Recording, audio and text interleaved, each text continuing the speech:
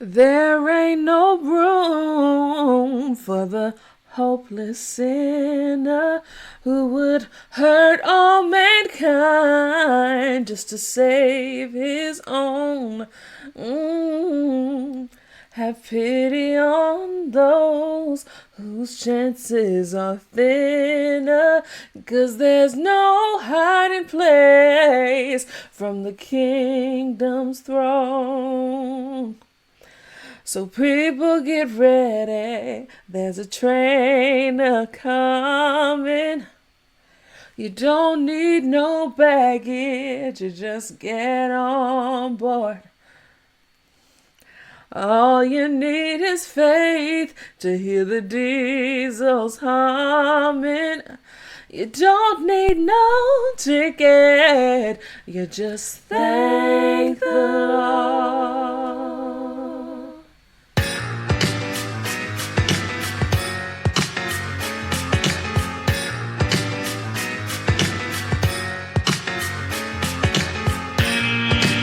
Hello, Home Slices, and welcome back to Sup Media Reviews. Season 2 is here, and we're kicking things up a notch. We're diving into music, TV, and movies from over 20 years ago, plus we're kicking off a brand new YouTube series that's going to bring even more fun your way. This season is full of fresh reviews, special guests, and plenty of laughs. Ready to jump in? Let's get into this week's episode.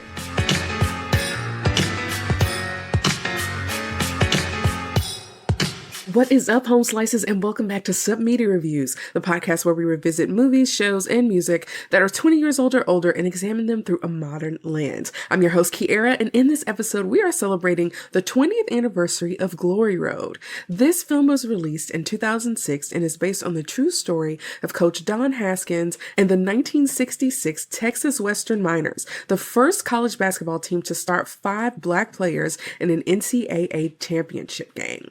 Glory Road stars Josh Lucas as Don Haskins, Derek Luke as Bobby Joe Hill, and Makad Brooks as Harry Flournoy. We've also got Demaine Radcliffe as Orson Artis, Shin A. Kerr as David Ladden, and of course the legendary John Voight as Coach Adolph Rupp. Now this movie is extra personal for me for a few reasons. I'm not even really a sports movie person, but when I was 16 years old, sitting at my birthday party, we rented a movie from Blockbuster or Redbox or whatever it was at the time, and Glory Road came on my screen, and I was suddenly very invested in basketball.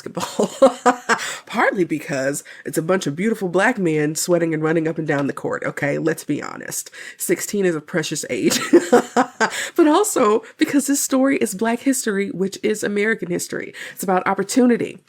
It's about who gets to be seen as talented and capable and worthy. And it's about how one team in 1966 changed the entire future of college and professional basketball. So today we are celebrating the 20th anniversary of Glory Road and the 60th anniversary of a game and a team that changed the industry.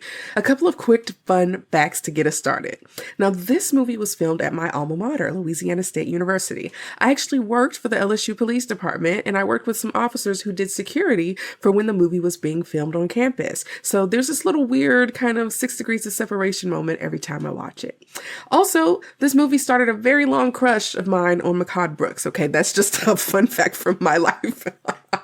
But beyond that, this movie hit me because it sits at the intersection of history and race and sports, which of course are all big parts of pop culture. And while I'm not a big sports person or even a sports movie person overall, this one really grabbed me. Basketball, especially for Black men in America, has been a pathway to education, financial stability, and upward mobility for better or for worse, depending on who you ask. This film is rooted in a real moment when college basketball was not diverse, when it was radical to believe that Black players could not only play the game well, but could lead. This historical event behind the movie changed lives. It changed recruiting. It changed who got scholarships. It changed the face of the sport. Now, the movie definitely takes some liberties for dramatization purposes, but Don Haskins and some of the actual players and other folks who were there were a part of the creation of this film. So there is some fidelity. But if you want to learn more about the actual history behind this story, I'm going to put a link in the description wherever you are listening to this episode. Now, if you want to check out Glory Road, you can find it on Disney Plus as of the recording of this episode. I'm really excited to dig into this film, so let's get into it. The movie opens up in Fort Worth, Texas at the 1965 High School State Championship. Don Haskins is coaching a girls' high school basketball team, and he leads them to a championship win. He's an intense coach. He's tough. He says very 1965 misogynistic things like, "You want me to get you a skirt? You're playing like a girl," even though it's a girls' team. But he does get results, okay? After the game, there's a scout that we see like in the stands, okay? And we'll figure out later what happens there. But we do get a chance to see Don at home with his family. They live in what looks like the middle of like a cotton field. He has a wife and 3 small children. One of them is like a baby. He's outside playing basketball with the older ones, and one of the kids ends up getting hurt. And the older child snitches on Don because Don is the one that bounced the ball and injured the other child. And the older child gets called a snitch. And then the kid is like, "I'm not getting in trouble unless I do something." I don't know why this is so funny to me. I just love that it just seems like it's not scripted. I think it's hilarious. He's like, hey, I ain't finna get in trouble now. It's so funny to me. I don't know why. Okay, anyways. So Don ends up getting a call from Texas Western, which is a college out in El Paso. There was like a little scout out at the girls' basketball game, and this is where we get led to, right? Because that scout was there. So the athletic director from Texas Western explains the situation. He offers him a coaching job, and he's like, "Hey, it's a small school. There's not a lot of money in it. You and your family will have to live in the dorms with the players, and you can eat for free in the cafeteria." And Don is like, "Well, if this is what it takes to coach Division I basketball, that's fine with me." So off they go, y'all. They moved to El freaking Paso, okay, into a dorm apartment that previously belonged to Ross Moore. Ross is the team trainer and spiritual advisor. His apartment is like a lot, okay? There's animal heads on the walls. There's a stuffed alligator hanging from the ceiling. Don is just happy to be living his dream. But his wife is not as here for it as he is. We'll talk about that more later. So Don gets an opportunity to meet the existing team, which is 5 non-Black players, and quickly realizes they need more, okay? And they don't have a big budget to recruit. Basketball is a back burner sport at Texas Western because, football gets all of the attention and the money. He's told he might get a couple extra scholarships, but this ain't Duke, this ain't Kentucky, so make do essentially. And so Don, Ross, and Don's assistant Mo go to the Summer League in Kansas City to recruit. They see talented players, but Texas Western doesn't have the prestige or the resources to land any of them really. And that's when Don sees Bobby Joe Hill, who is played by Derek Luke. Now, Bobby Joe barely gets to play in this game that we're watching, but when he does, he immediately scores and steals the ball, and Don recognizes the talent and offers him a scholarship. There is some mean stuff that coach says about Bobby Joe Hill, probably one of the more offensive things in this movie. But we won't go into that. Okay. Don, offers him a scholarship, and Bobby Joe was like, "Tonight was my last night playing basketball." He's really discouraged. He believes that Black players will never truly get a fair shot to play basketball for real with the school or with the school that matters. And Don promises to start him and tells him, "I don't see color." Famous last words. Okay. Bobby Joe, of course, ends up accepting. Okay. He is being sold a dream, right? So from there, Don changes his recruiting strategy. He knows that he does not have what it takes to get any of the well-known players to come to his team. So one of the things that Bobby Joe mentioned when he was talking to him was that typically teams have maybe one Black token player. And he's like, can't let Bobby Joe be a token. Okay. So he actively seeks out more Black players who might otherwise never go to college, but would maybe jump at the chance to get an education and play ball, even in a place like El Paso, y'all. So later on, we meet Harry Flournoy in Gary, Indiana. He's working at a steel mill, and Don is trying to convince him to join the team. And instead, he takes a different route and convinces Harry's mother that this is an opportunity that he really can't pass up. Harry is kind of terrified of going to Texas. He's kind of afraid he'll get lynched, which is a reasonable fear in 1965. But Don promises that El Paso is different, understandably so, and promises to look out for him. Don also recruits Orson Artis after outplaying him in a gym and showing him that fundamentals beat flashy footwork. Don sends his assistant Mo to New York to recruit 3 players: Willie Cager, Willie Worsley, and Neville Shedd. He ends up getting robbed after using the word colored on the basketball court, which I find kind of funny. But Don even convinces a big-time basketball player from Houston, David Lattin, to join the team as well, which is kind of a big deal at the time. He made a name for himself. Now soon, there are 7 Black players who join their other non-white teammates. The other teammates are Jerry Armstrong, Dave Palacio, Louis Bedoin, Togo Riley, and Dick Myers. Now, they arrive on campus, and these Black kids feel immediately isolated. There is tension between them and the white players because it's 1965, and in the cafeteria, it nearly turns into a fight over a makeshift basketball game with cabbages, y'all. Now, the Black players clearly bond with each other. When you find community, you gotta stick to it, okay? And all of the Black players, except David Lattin, sneak across the border into Mexico one night, where Bobby Joe meets Tina, his love interest, and by the end of the night, they all end up singing Sugar Pie Honey Munch in the restaurant with the, mariachi in the background. It's actually very cute.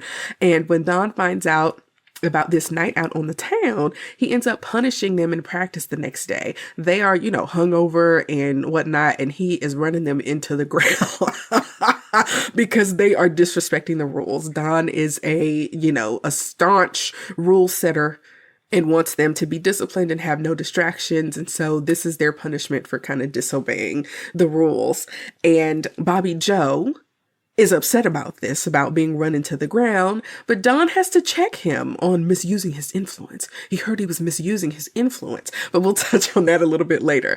We also see one of the players, Neville Shedd. He's a big player who lacks aggression, and he almost gets sent home. Don buys him a bus ticket and everything, but Neville comes back determined, even with, an injury that he gets from a practice, and he's ready to fight for his spot. So Neville almost, packed them bags up, y'all.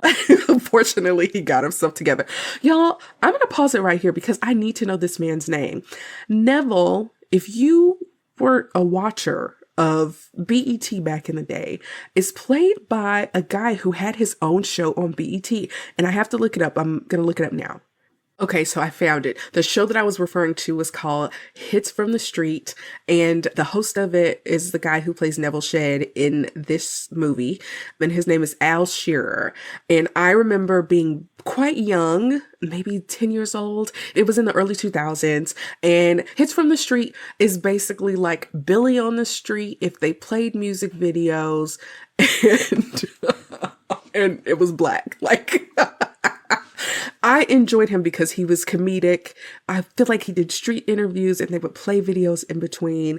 I actually really enjoyed that show and thought that he was very cute. So it was nice to see him in a non-comedic role, even though he is pretty funny throughout this movie. Now, in another scene, Harry, the one from Gary, Indiana, struggles academically, okay? His mother ends up coming to campus and embarrassing him into a better academic standing, let's say, which forces him to get serious about school because you got to keep your grades up if you're going to play basketball. That's how it goes, y'all. And we even get a cameo from the real Don Haskins as a gas station attendant in this early part of the movie. So that's fantastic. You actually get to see the real live man. Now, the team is assembled. They've been practicing. They've been getting ready. The tension is there because, the team is still working through their troubles. Do they trust each other? Do they trust the coach? Are they bucking against the system? All of that stuff is there. So now the season's about to get ready to start and they're getting ready to play. Now, in this part of the movie, there's something that really sticks out to me about Don Haskins, okay? This man doesn't really hesitate. He doesn't hesitate to move his family into a dorm with, naked college boys walking around. He doesn't hesitate to uproot his 3 small children and move them to El Paso. He doesn't hesitate to gamble in a pool hall for recruiting money. Everything about him is about forward motion and being the best. And in a lot of ways, I find it admirable. He's ambitious. He wants more, and he does not accept mediocrity. When that athletic director told him that you'd be lucky to get a decent team, he's like, hey, I don't do decent. So he has high standards, but in some ways he kind of feels a little reckless because I'm sitting here like, y'all got 3 babies. One of them is like brand new. The oldest is young too. He's probably 4 maybe. You're moving all of them into a dorm in 1965 in El Paso with no plan, no real money, and no conversation. We don't know for sure if he had a conversation with his wife or not, but he, took the job. Okay. Now, I personally don't know if I would have taken that job. The benefits aren't really there, but for him, it's a step up. Going from a girls' high school basketball coach to a Division I men's basketball team, to him, that was worth everything. And, there's something for everybody. And that's kind of like his whole character, right? But what's interesting to me is how the movie frames him up as almost non-problematic. When he tells Bobby Joe Hill, "I don't see color," that's supposed to be this moment that we see that he is looking for talent and not necessarily color. But it's like, okay, first off, colorblind racism is still racism. Second of all, it's 1965. It's really hard for me to believe that a white man in Texas in 1965 was fully ahead of the DEI game like that, okay? But the movie needs him to be this way, okay? Because Glory Road really is about Don Haskins. He's in the Basketball Hall of Fame. He's the hero of the story. And so the film makes him unusually progressive for the time. And I don't have any proof that they made him look better or worse than what he really was. But it's just it's hard to believe, y'all, that he, was this with it, okay? And while I agree that he was ahead of his time in recruitment methods, we all know that that does not absolve anyone from having bigoted beliefs, okay? So do with that what y'all want, okay?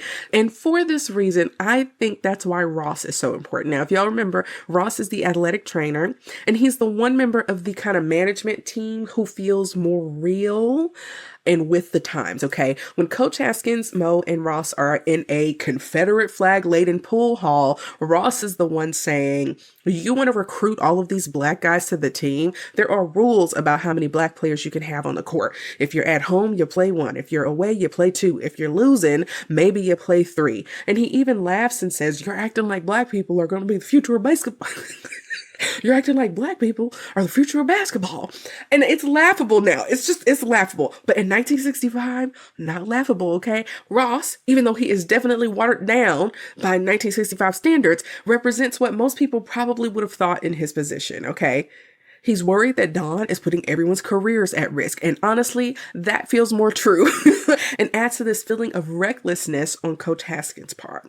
The recruiting strategy also kind of fascinates me too, because they're not just recruiting black players because they are talented, because for the most part, their talent has been overlooked. And it's also not fully desperation, but it is about finding people who will take the low value proposition. We're going to bring you out to the desert. We're one of the worst teams in the league, but you will get a scholarship, you will get an education, and you'll play Division I basketball. And for players who have not been offered any opportunity that looks like this, it pretty much is everything. So it works out, I guess. The recruitment scenes are some of my favorites. Harry in Gary, Indiana. Okay, again, Harry played by Mehcad Brooks. We see him sweating, playing basketball with a friend at the steel mill. Y'all, it was pretty much love at first sight. Are you kidding me? But anyway, Don Haskins calls out to him. And he's like, "A white man is calling out to me randomly that I don't know. I'm going to get out of here, okay?" So he is running from this white man calling out to him on the street. And to me, that makes perfect sense. In the 1960s, that is survival instinct, y'all, okay? But what's interesting is that Don has a car and he ends up beating Harry home and talking to his mother, which is a brilliant move, okay? And it also feels like very 1960s, right? If you get in good with a black mama who understands the value of opportunities and education, that's how you win. And that is how Harry gets on the team. Harry doesn't even want to go. He's content with working at the steel mill like his daddy, and he isn't thrilled about going to Texas because if you live in Gary, Indiana, Texas is the real South. Texas is the real deal, okay? But he gets pulled into this opportunity whether or not he's ready to go, and it turns out good for him. Listen to your mamas, okay? Now, one thing that we do learn about Don through all of this is that this man is persuasive, okay? He persuaded his wife to move to El Paso. He persuaded the school to give him some more money and to let him recruit people in a way that they've never been recruited before. He persuaded 7 black men to join him on this kind of experiment, and that man can sell water to a fish, y'all. This man, he is a salesman, okay? Now, then we meet Orsten. He is flashy and stylish, and he does all of the tricks while he's doing basketball in front of his friends. But Don ends up playing a little one-on-one and humbles him with fundamentals. And he even shows him a move that he could do to improve, his playing, which shows that Orsten is also coachable. So, y'all, when that room got quiet after Dawn shut him down, it's so funny. He got shamed in front of his friends, but I think he recognized that Dawn demonstrated his coaching ability, and Orsten demonstrated that he was coachable, so it was a good fit. Now, when all 7 Black players arrive to the school, the campus energy shifts right away, right? Like, these players are isolated, they're highly visible, they're tall and Black, and many of the people in the school are either white or Hispanic. And they gravitate towards each other, right? And so in the cafeteria scene where they're throwing the cabbages into trash cans to, do their own makeshift basketball game, it's funny, but it's also tense. They're establishing their territory, and it's about their identity and respect. And we know how it is. Y'all seen Remember the Titans. Anyways, the Mexico scene where they all, sneak across the border is kind of one of my favorites.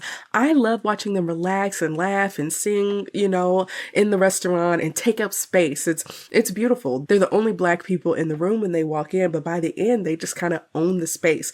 And I really love that, to see them relaxed in that element.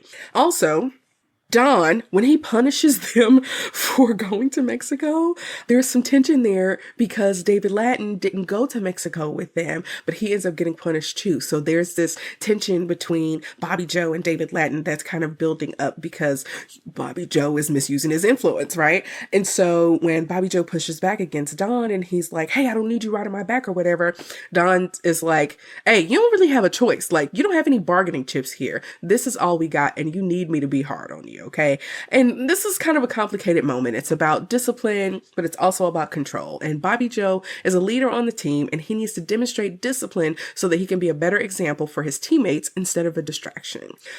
Neville's arc is pretty good too, being told that he doesn't play like a big man, and, with him having the threat of getting sent home, and then he comes back and he gets injured during a practice, but he's determined and he is wearing a catcher's mitt on his face like nothing is going to stop me from, being a part of this team, until you get to see his growth too. This man can't catch a break though.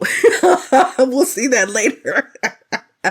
And also, Harry's academic struggles kind of hit differently, okay? This is a mining school. A lot of the classes are about rocks, and he does not care about that, okay? But his mom showing up and embarrassing him, I don't love the idea of using humiliation as a teaching school, but in 1965, that kind of tracks, okay? And it works for him, and it gets him back on the right path. So, and it's a funny moment. It's nice, okay? And so this first part of the story ends with, a few truths hanging in the air, right? Like, this team is isolated, they're different, but they're together and they're going to figure it out, okay? And now it's time for them to step onto the court. So now we move into the middle stretch of the movie where the Miners finally begin playing real games and proving themselves. Their first game is Texas Western versus Eastern New Mexico State. The gym barely is like 10 to 15% full. Even the announcer seems unsure. We got a new coach, a new team, and a lot of unanswered questions. Nobody really cares much about this game. It's very humble beginnings for the Miners. Now, 3 of the starters are Black. Okay, and when the names are announced, the Hispanic and white players on the Miners team get polite applause. But when the Black players' names are called, the room kind of goes quiet, y'all. Only their teammates clap for them. Whew, y'all, I don't know if I could do it personally. The team goes on to win this game 62-58. It is a start, but the victory is a little discounted because Eastern New Mexico, their opponents, is not known for being a very good team, okay? So after the game, the opposing white players on the other team refuse to shake the Black players' hands. And so this game really is the first time that we get to see what it's going to be like for this team. And it does get worse, y'all, okay? So later, Bobby Joe sneaks Tina onto the roof to do a little picnic, and Coach Haskins catches him. This is a violation of the rules, and he makes him run stadium stairs up and down. He is running this man ragged, okay? During this punishment, punishment, Bobby Joe pushes back once more. He admits that he does not believe that they are a real team or that they're going anywhere. And Don gives him a fierce pep talk about respect for himself, for the game, and for everything that made this opportunity possible. We'll talk more about that later. Now, their next game is against Iowa, who are ranked 4th in the country. At halftime, Texas Western is down by 16 points. Bobby Joe tells Don that Iowa is better at fundamentals and that if they want to win, they need to play their way. Don resists, but then relents. He says that Bobby can play his game as long as he plays Don's game too. So they unleash what I believe is called a full court press. Now, Iowa collapses under this pressure, and with seconds left in the game, Bobby Joe hits the game-winning shot, and Texas Western defeats Iowa by a single point. The team begins to bond. They sneak out together, including all of the non-Black players this time, and they attend a Black house party where cultures collide in a joyful, awkward, and beautiful way, which goes to show you that you ain't gotta be hateful all the time, okay? And then we get a montage, one of my faves. Sports movies love doing montages, okay? This montage shows them winning against Colorado State by 2 points, Arizona State by 17 points, and Fresno State by 18 points. So far, they are undefeated, and they have risen to number 4 in the country. And then the outside world reminds them of who they are, at least by, the standards of this film. At a diner, Neville is assaulted by white men and shoved into a toilet. He is bloody and shaken, and when he returns to his team in the restaurant, all the players are kind of ready to ride for Neville, okay? And this is like a staunch return to reality. The Black players regroup and under Bobby Joe's leadership decide no one's traveling alone. They're taking the high road and they're going to be looking out for each other from here on out. But the Black players aren't the only ones who are facing danger. Don actually discovers that his wife has been hiding death threats from him. He realizes what this is costing his family. He's kind of been reckless up to this point, but now that his family is in danger, it's sobering AF. Does that sound familiar to anybody? No, after a medical episode, we discover that Willie Scoops Cager has a serious heart condition, an enlarged heart at that. Now, he admits that he knew about this condition, but hid it because basketball is all he has. Now, up to this point, Scoops has been a major part of the heart and levity of the team, and even though Don puts him on the bench for most of the rest of the season, he continues to travel with the team. And of course, because they have risen in the ranks, reporters begin framing Don's team as making a statement. The University of Kentucky's coach, Adolph Rupp, played by John Voight, basically dismisses Don Haskins. Anyone peep that first name? Anyway, at a game in Commerce, Texas, the crowd is openly hostile. This is one of the only games that we see in this movie that is this hostile. This is the most hostile game that we see in the entire movie, okay? People are throwing things. They are yelling slurs, and it's nasty, y'all. This is really bad, okay? But anyway, Texas Western ends up winning. I love it when you just make folks mad by being great, okay? It's like you yelling the N-word did not stop them from kicking your team's ass. And if anything, it fueled them. So being hateful does not pay, okay? Next up, we get another sobering moment. When they return back to their hotel, we see that the Black players' rooms are vandalized with racial slurs and red paint, and their clothing is torn. So instead of staying overnight, they head straight to their next stop in Seattle.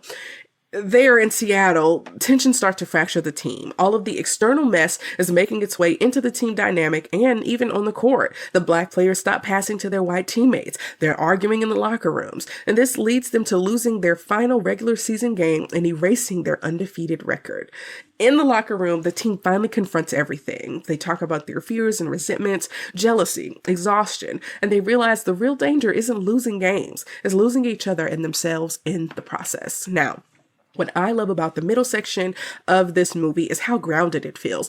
The first game is really quiet, barely anyone there, no one cares, and that's like the real deal. This isn't a Cinderella story yet. These are people still needing to prove themselves, and they're a group of people playing a half-empty gym. And like I said, they have something to prove. And that starting lineup moment, I mean, 2 names get polite applause and then 3 names get silence and only their teammates clap for the Black players. Sometimes you just really have to pop out and show people, okay? Sometimes you just got to make them believe. And I think it's really, really interesting that some people see the vision before everyone else does. And even though they win their first game, again, it's kind of dismissed. Oh, that wasn't a very good team. It's a fluke or whatever. And the handshake line where the the white players won't shake the black players' hands really says everything. And that even in victory, the black players aren't treated as equals. And we're already seeing the core tension between Bobby Joe and David Lattin, which I brought up a little earlier, but it plays an interesting role in the team cohesion and in Bobby's development. Bobby Joe has leadership energy, but not discipline. He's talented, charismatic, influential, but he doesn't fully believe in what the team is doing. He is disenchanted, and as a black man in 1965, I get it, okay? He's a gifted person who doesn't quite trust the system enough to give himself to it. And again, I don't blame him for it. He's kind of like Nick Cannon's character, Devin, in Drumline. All the talent, none of the structure, okay? David is the opposite. He's serious. He's focused. He follows the rules. He didn't sneak out when they went to Mexico. He shows up on time. He's professional. He believes in this opportunity and is planning on taking full advantage of it. So when Bobby gets caught with Tina again, it kind of reinforces that divide and the differences between the two players. And so in that punishment scene, it's one of my favorite scenes where Don is running Bobby ragged up and down those stadium stairs while delivering the monologue. And he's like, when you're on this court, you will respect yourself, you will respect me, you will respect my daddy, and you will respect the game of basketball. And that's a coach that understands legacy. He talked about how his dad was a truck driver for all of his life and that his dad worked hard so that Don could play basketball. And Don was not the best basketball player, but he studied the game and he worked hard and he outplayed people who were better than him. And so when he sees someone who is naturally talented and gifted like Bobby, he is upset that he's squandering that opportunity and not really taking it seriously. And that's why he insists that he respects both himself and the game and take it more seriously. And so then we move on to the Iowa game, right? And this is where everything kind of turns around. Bobby's halftime observation that this light team is better at playing Don's game than they are. And it shows his leadership ability. He's basically saying they're better at fundamentals. And if we want to beat them, we have to play our way. And he's actually applying Don's outworksmanship principle. Don initially rejects it because he believes in this type of structure. But when he finally says, play your game, as long as you play mine too, it's the movie kind of articulating its theme, right? Diversity isn't just about looking different. It's functional. When everyone thinks the same and plays the same and moves the same, you're predictable and easily beat. But when people bring different rhythms, instincts, and strategies, the entire game changes. And the full court press is a metaphor. They stop playing like Iowa. They play like themselves, and it works. Bobby hits the winning shot, and a no-name team beats the number 4 school in the country. And this is seismic, and it cannot be written off as a fluke. And I really love that.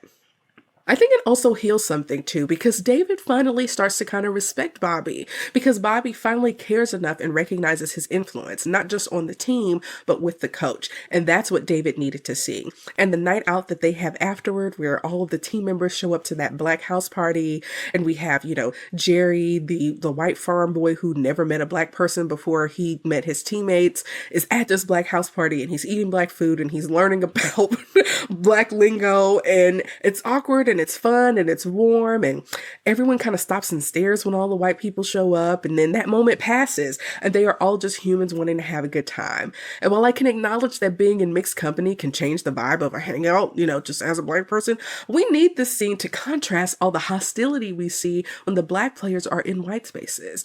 We see the white boys learning slang, someone is trying chitlins for the first time, one of them is dancing with a black woman. It's this safe cultural exchange, right? Or cultural immersion, if you will. The black community welcomes them.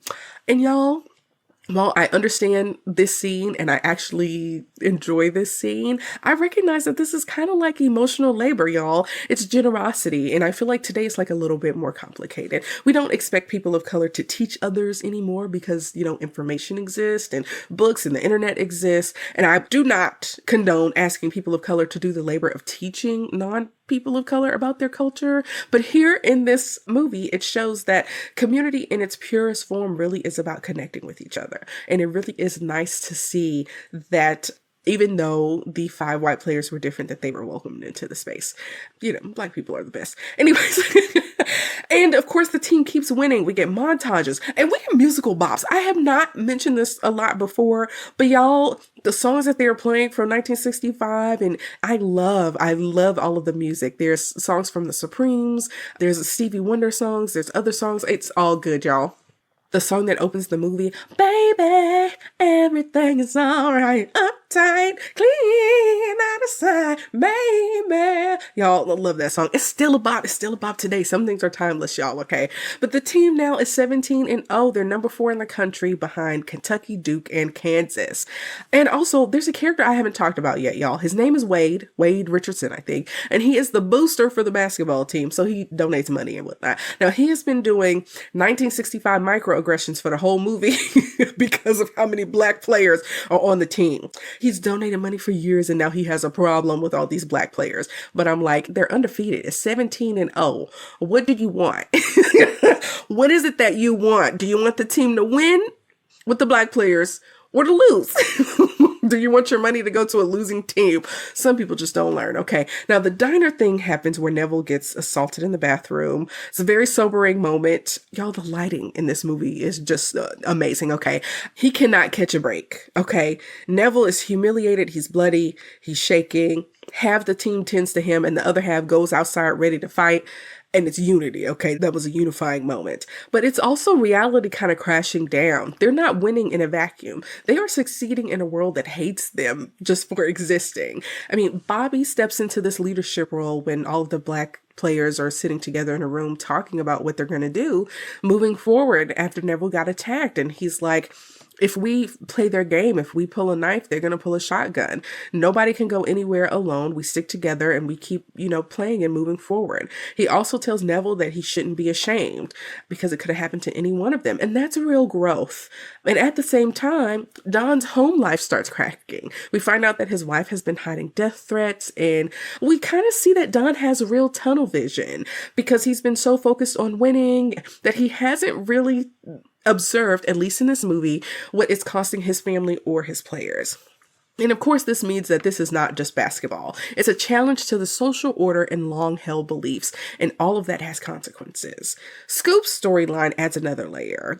He's the one who has the enlarged heart. He hid it because basketball is all he has, and that's really kind of heartbreaking and very revealing. For most of these players, basketball isn't just a means to an end. It really is about their quality of life and survival and something that they enjoy doing. And then the media gets involved and reporters start framing the team as making a statement. And Don is like, we play basketball. We don't make statements. Okay. But of course the world does. The world thinks that he has maybe ulterior motives. Who freaking knows? Okay.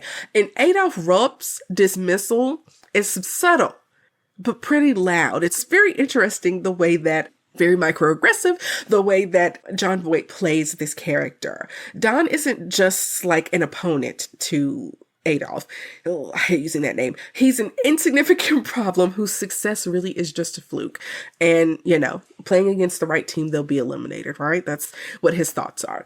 Now, the game in Commerce, Texas, y'all, that's the really first true hostile arena, okay, that we see with the trash and the slurs, and then they win anyway. And I'm like, imagine winning and then coming back to the hotel rooms and finding out that only the black players' rooms are trash. That's a wedge. That wedge gets in between the players, the black players and the non-black players. It isn't created by the team. It's created by the world. So when they get to Seattle after this situation happens, this is when the fracture shows up on a larger scale. Harry won't pass to Jerry. No one trusts anyone. And they lose for the first time in the season because of this. And then the locker room scene after the game is kind of everything, okay? Jerry is talking about how I had to take a backseat to all the black players and I don't like it. And he calls himself the minority. And then Harry fires back and he's like, you've been the minority for like a few months. I've been the minority my whole life. And they're like, welcome to the back of the bus, white boy. It is very interesting because these white players all have to experience what it's like to be black in America at the same time that these black players are experiencing it. And it's very startling to them. And I mean, people don't understand it until it comes knocking at their front door, really. Jerry had never even met a black person before, so he had no idea how he would be treated being on the same team with 7 black players. And it's just very interesting when the shoe is on the other foot, people actually get it, I guess. Now, Harry and Jerry, we haven't talked about this very much, but they kind of have a bromance, right? But this part of the movie is about real talk. I think they actually both have valid feelings, but I think it's important that they all realize that this is bigger than a game. And sometimes you got to sit in the shadow for a little bit, okay? And that is a small price to pay. All right, so Jerry, sit down and shut up. Okay, so anyways, everyone finally talks about how they've been feeling. Ross, the athletic trainer, says that, the worst thing isn't that y'all lost this game. It's that you all are turning on each other. And so Don steps in and he says, nobody can take your dignity away from you. You shake that hate off and you go out there and you shut them up and win. Now, personally, I think that this is a reduction for dramatization results or dramatization purposes, because this is very traumatic. I feel like people don't understand that racism is traumatizing for people, and having to deal with this level of traumatization over a year is probably mind altering and might require like therapy and may induce PTSD. Like this amount of hatred and vitriol and the amount of persevering that you have to do to still be excellent in the face of all of that. Nobody really talks about the mental health effects. And of course they weren't talking about it in 1965. But look, if shutting them up and winning is what you got to do in this movie, then I guess we'll do it in the movie. But let's keep going. This middle section of the movie is where it's, of course, stops being about basketball and becomes about endurance and resilience and sticking together. It's about how hard it is to stay human and to stay in community when the world keeps reminding you that they don't see you as human. And how being in community with people who are different from you can be challenging, especially in the face of all of the stuff that was going on in 1965. And of course, this part of the movie ends with the team realizing that the real fight is not Kansas or Kentucky or Duke or whoever. The real fight is about the team staying together. And finally, we are at the climax of the film, okay? Texas Western is coming off of that tough loss, and they are heading into the most important stretch of the season. They are in the finals, y'all. And first up, they are playing against Kansas, which historically has had a really good basketball team. I mean, apparently even now, I guess. I don't know. But even the announcers are kind of acting wild. One of them straight up calls Don Haskins' team a little experiment and suggests that now that they're playing in the big leagues, the whole experiment is going to be over now. The implication is clear. These black players are not supposed to beat teams like this.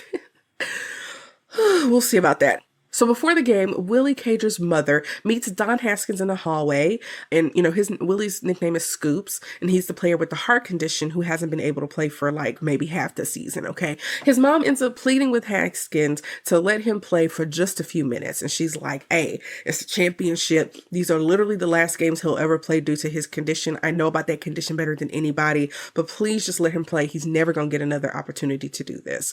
And, Don obliges her later on, and we'll talk about that more. Now, Kansas, interestingly enough, has a black All-American on their team named JoJo White. Now, most teams at this point have one token black player, and the movie really highlights JoJo on Kansas's team. Kansas jumps out ahead on the scoreboard, and Haskins thinks that his team is kind of tightening up under the pressure. He decides to switch Jerry Armstrong, one of the white players, onto JoJo White to defend him, to mix things up a little bit, to apply some pressure, right? This game is tight. With only seconds left, Willie Cager comes in and makes a critical assist that ends up tying the game. So now in this, what is this?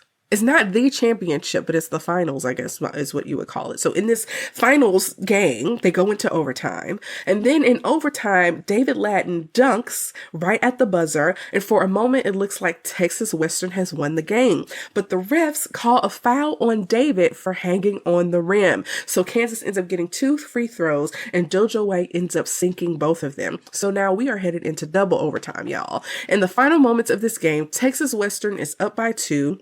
And JoJo White launches a 3-pointer at the buzzer and makes it. And everyone thinks that the Miners have lost until the referee notices that JoJo's foot was out of bounds because Jerry Armstrong was applying that pressure, that D, y'all. And that basket does not count. Texas Western wins the game, y'all. It's a miracle, okay? And Jerry Armstrong gets major credit for defending JoJo so well because that basically wins them the game, y'all. He pushed that man out of bounds. Fantastic, y'all.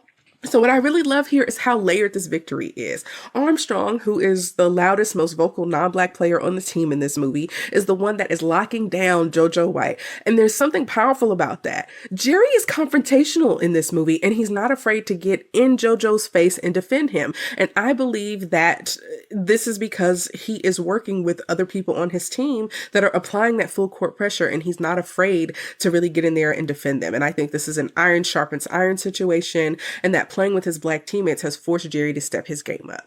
Now, after the win, we're at this fancy hotel gathering with coaches and wives and boosters, and Don Haskins ends up running into Wade Richardson, the booster who was complaining about all the black players earlier in the film. Now, Don is on the cover of Sports Illustrated, and Wade's name is actually mentioned in the article, and now suddenly Wade is beaming with pride. He talks about how his dinette set business is booming because of all of the buzz, and I'm like, y'all, apparently capitalism can erase racism real quick, I guess. I don't know. Just forget about it. He literally told that man, just forget about all that racist stuff I said before. He didn't say racist. He just said, forget about all that stuff I said before. Boy, hush. It sells some dinette sets. Piss me off. Anyways, what I appreciate about this movie is that it doesn't just show overt racism. As they are at this little soiree, you can see the extras using their body language, and you can feel in the atmosphere the nastiness. You can see the white guilt on their faces. You can see the disdain. You can see how people feel in this room. And at this event, Haskins' wife is standing with the other coaches' wives. Nobody wants to talk to her. She stands out among them. She's younger. She is in this bold red dress while everyone else is in their pastel Sunday best. And the disdain aimed at the team extends to her as well. The only person who's kind to her is Esther Rupp, which is crazy because that's Coach Rupp's wife. Like, what? Anyways, at a press conference, we really feel the contrast between Coach Haskins and Coach Rupp. They are the two top teams that are about to play for the championship, right? Rupp is this confident, arrogant man who is used to being in championships. He is even like the coach of the century, being honored as the coach of the century during the same time. So he is seasoned. He's used to being there. He assumes that every question is for him. But when Haskins answers, this is his first time at the championships. He does not have media training. He's blunt. He's matter of fact. So like when they ask him about the controversial win against Kansas, he's like, there was no controversy. JoJo White stepped out of bounds. They lost. We won. Boom. And they, reporters don't like that answer. But Rupp keeps calling the players boys. And I'm like, even if he says boys across the board, because I believe he used that term for his own team, it's racist. It's still racist.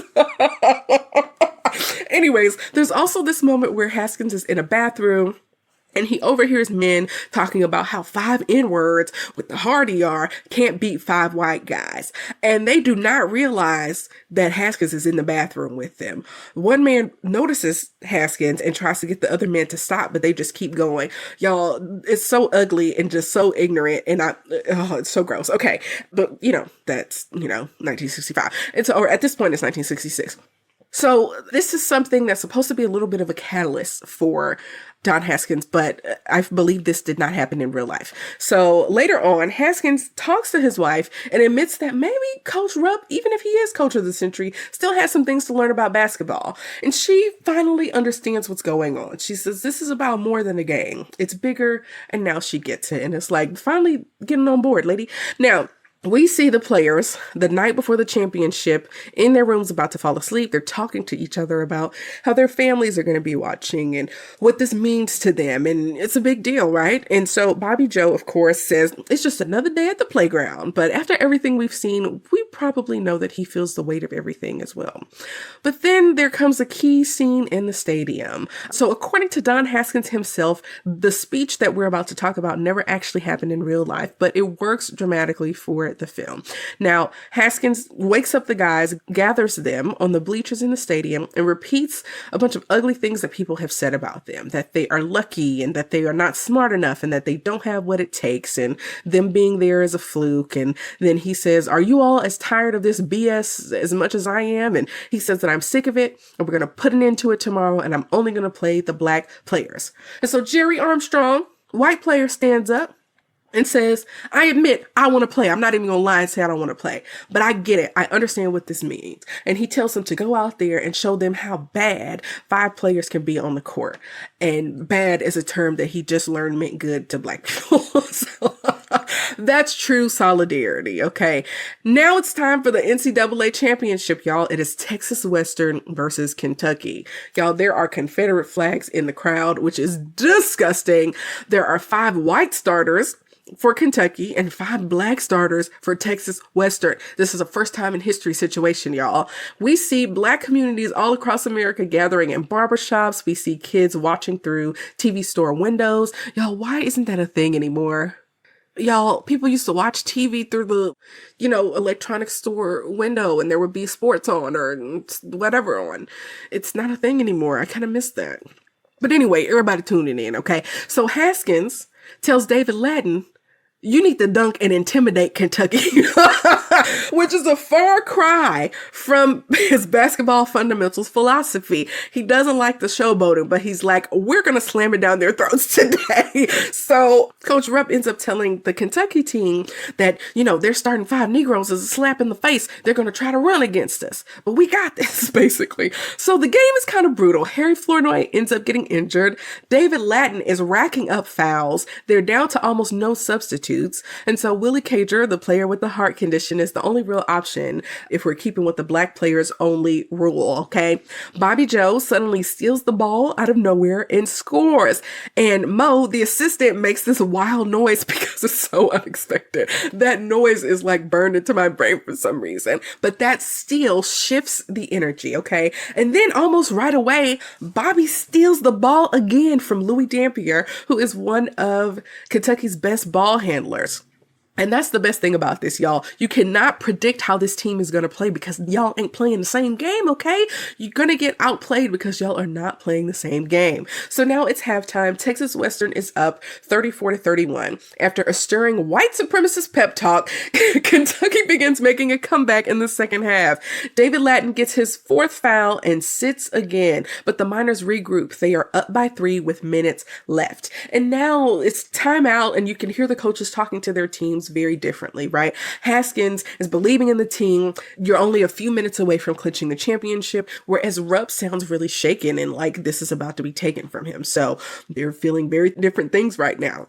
With seconds left in the game, Bobby steals the ball again, Willie throws it off the backboard, and David Ladden slams it home with the most aggressive dunk imaginable. Y'all, that dunk was fierce. It was so good. It was so good, y'all. Texas Western wins 72-69. Woo woo. Y'all. Look, sports movies do something really good when your team wins that last championship game, the feeling of pride that you get, the way that they celebrate it visually, and the feelings that it evokes, it's top tier, okay? Okay, the celebration begins. Okay, they cut down the nets, Scoops hugs his mom, Haskins sits and takes it all in. Again, this isn't just basketball, this is history, okay, y'all? So back in El Paso, the crowds of people greet the winning team back home as they get off of this plane. And in the background, we hear Alicia Keys and Life Jennings doing a cover of People Get Ready. Alicia Keys made a few unique songs for this particular movie. I really loved Alicia Keys back in the day around this time period. So this was another thing that drew me to this movie as well. But of course, as this plays in the background, we get the standard words across the screen that tell us what happened to all of the people, right? And so we find out that Willie Scoops Cager started a foundation to help underprivileged students graduate. David Ladden was a first-round draft pick and played 8 years in the NBA. Neville Shedd was drafted by the Celtics and later became an assistant coach to Coach Haskins. Jerry Armstrong became a principal and a basketball coach. Harry Flournoy became a teacher and a coach. Orson Artis became a police detective.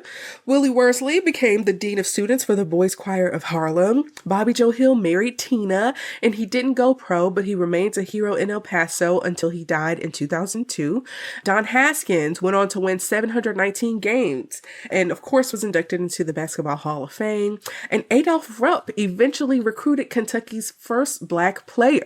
And eventually, in 1997, Kentucky hired Tubby Smith, its first black head coach, and he won a national title in his first season. And so this one game, or this one season rather, changed everything, y'all. And as the credits roll, we see the real players. We get to see a few interviews for some people who were there, and we hear from them. We hear from Pat Riley, who was playing for Kentucky during this historic game. And we hear how intimidated they were by these Black players and being thrust into a game that was like a little more aggressive than they had ever experienced before. He talked about how those steals by Bobby Joe Hill kind of broke them and also broke those stupid stereotypes. It's really powerful and moving to me. It's history brought to life. And y'all, that's the end of the movie. So this is, of course, the part of the story where we get into the two questions that I always ask at the end of every review. Does it hold up today, and is it worth a rewatch? First off, it absolutely does hold up today. Part of that is because it is a historical retelling of events from 1965 and 1966. And while there are moments that show the harsh realities of race relations in that era, the movie presents them in a way that feels real without feeling like a slave movie. Y'all, I have not watched a slave movie in years because of how awful I feel after watching them. And this movie balances the triumphant with the real stuff. It doesn't wallow in suffering. It has enough of that victorious feel, enough humor to kind of balance things out. They could have really taken this story in many directions, but what I love that they focus on is relationship building. They focus on Haskins' vision for building the best team and how the players learn how to trust each other. We see these other kind of historical things that are going on. We see war footage on TV. We see racist fans and people who are hostile, even including the booster. But we also get to see some joy and some growth and humor and community and overcoming. The film really balances the ugly truth and the hopefulness really well without feeling cheesy, and it never feels like it's over-indexing on the pain just to make a point. It shows how hard things were while still letting this be a story about winning and connection and change. And even the internal conflicts, the tension between the Black and non-Black teammates are really handled with care. They don't gloss over it, but they also show that the team does work on becoming a cohesive winning team. And if Haskins' decision to start 5 Black players was partly about making a statement, then that statement reshaped basketball forever. So yes, I think the story still holds up. It's engaging, it's meaningful, and it's emotionally resonant without being overbearing about the harsh reality of race relations back in the day. Now, is it worth a rewatch? For me, heck yeah. Okay, y'all.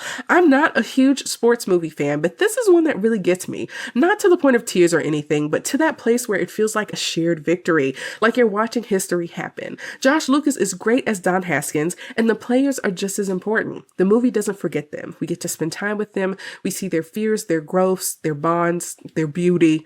This is a good-looking cast, y'all. This is a nice group of good-looking men, okay?